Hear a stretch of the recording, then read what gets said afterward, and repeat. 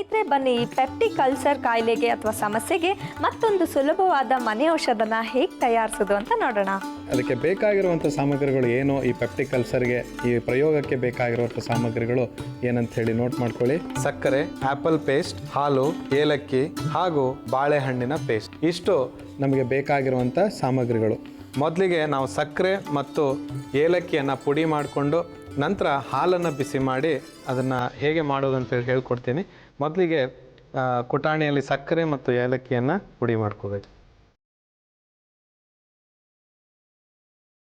ಸಿಪ್ಪೆ ಸಮೇತ ಹಾಕಬೇಕಾಗತ್ತಾ ಏಲಕ್ಕಿಯನ್ನು? ಸಿಪ್ಪೆ ಸಮೇತ ಹಾಕ್ಬೋದು. 2 ಏಲಕ್ಕಿ, 1/4 ಚಮಚದಷ್ಟು ಸಕ್ಕರೆ, ಇಷ್ಟು ಇದನ್ನ ಹಾಕ್ಕೊಂಡು ಈಗ ನಾವು ಜಜ್ಕೊಳ್ಬೇಕು, ಪುಡಿ ಮಾಡ್ಕೊಂಡು.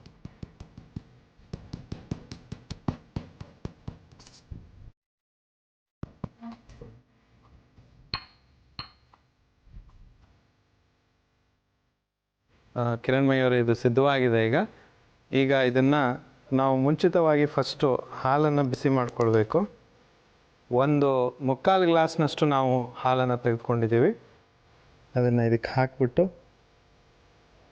ನಾವು ಇದೇನು ಇಲ್ಲಿ ಮಾಡ್ಕೊಂಡಿರುವಂಥ ಪುಡಿ ಇದೆ, ಏಲಕ್ಕಿ ಮತ್ತು ಸಕ್ಕರೆಯ ಪುಡಿ ಏನಿದೆ ಅದನ್ನು ಹಾಕ್ಕೊಳ್ಬೇಕು.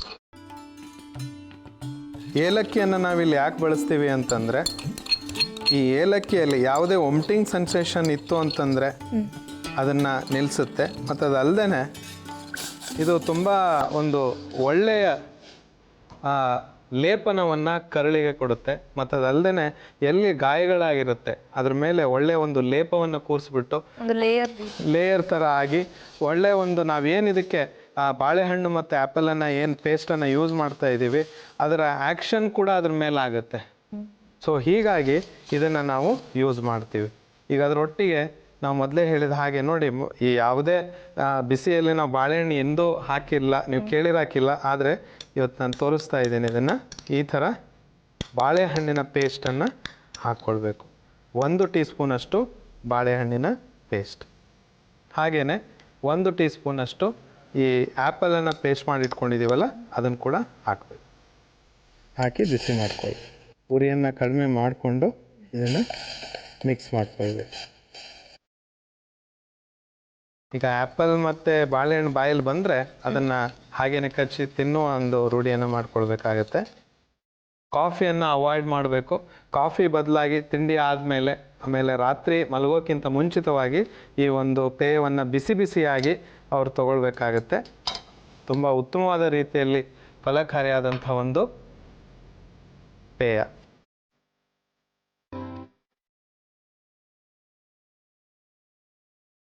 ವೀಕ್ಷಕರೇ, ಪೆಪ್ಟಿಕ್ ಅಲ್ಸರ್ಗೆ ತುಂಬ ಒಂದು ಹಾನಿ ತರುವಂಥ, ಕರುಳಿಗೆ ಮತ್ತು ಲಿವರ್ಗೆ ತುಂಬ ಎಫೆಕ್ಟಿವ್ ಆಗಿ ತುಂಬ ಒಂದು ಕಷ್ಟ ಆಗುತ್ತೆ ಪೆಪ್ಟಿಕ್ ಅಲ್ಸರ್ ಆದಾಗ.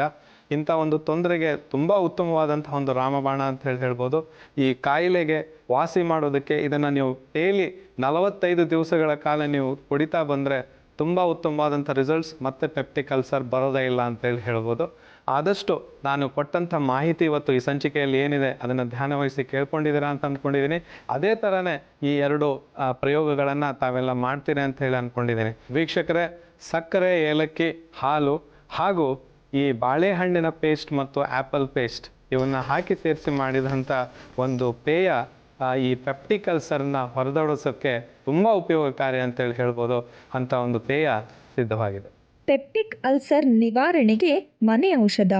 ಬೇಕಾಗಿರುವ ಸಾಮಗ್ರಿಗಳು: ಸಕ್ಕರೆ, ಆ್ಯಪಲ್ ಪೇಸ್ಟ್, ಹಾಲು, ಏಲಕ್ಕಿ ಮತ್ತು ಬಾಳೆಹಣ್ಣಿನ ಪೇಸ್ಟ್. ತಯಾರಿಸುವ ವಿಧಾನ: ಕುಟಾಣಿಗೆ ಏಲಕ್ಕಿ ಮತ್ತು ಸಕ್ಕರೆಯನ್ನು ಹಾಕಿ ಚೆನ್ನಾಗಿ ಕುಟ್ಟಿಕೊಳ್ಳಿ. ನಂತರ ಕಾಯಲಿಟ್ಟ ಪಾತ್ರೆಗೆ ಹಾಲು, ಕುಟ್ಟಿದ ಮಿಶ್ರಣ, ಬಾಳೆಹಣ್ಣಿನ ಪೇಸ್ಟ್ ಮತ್ತು ಆ್ಯಪಲ್ ಪೇಸ್ಟನ್ನು ಹಾಕಿ ಮಿಕ್ಸ್ ಮಾಡಿಕೊಂಡು ಒಂದು ಲೋಟಕ್ಕೆ ಹಾಕಿಕೊಂಡರೆ ಪೆಪ್ಟಿಕ್ ಅಲ್ಸರ್ ನಿವಾರಣೆಗೆ ಮನೆ ಔಷಧ ಸಿದ್ಧ.